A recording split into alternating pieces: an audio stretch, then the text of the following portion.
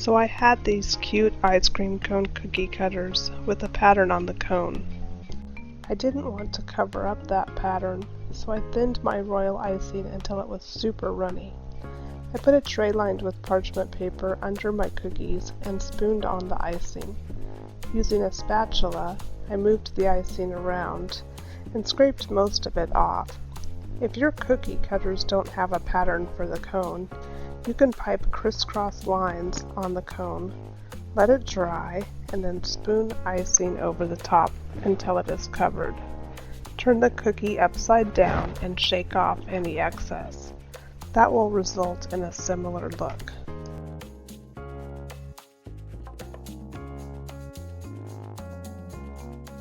I decided to make the ice cream a nice pink bubblegum color.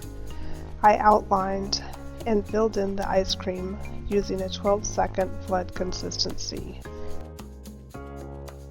And I immediately added sprinkles to the top.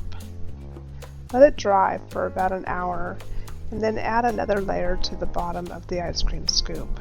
Let that dry for about 10 minutes and then take a paintbrush and break up the icing until it resembles the fluffy bottom of an ice cream scoop.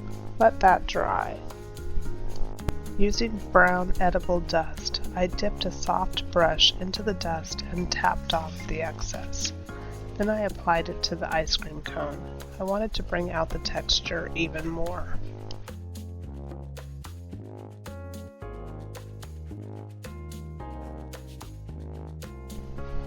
Using a blending brush, I got it a little bit wet and then darkened the side and right under the ice cream to give it some shading.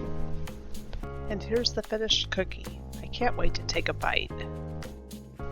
Thanks for watching. See you next time.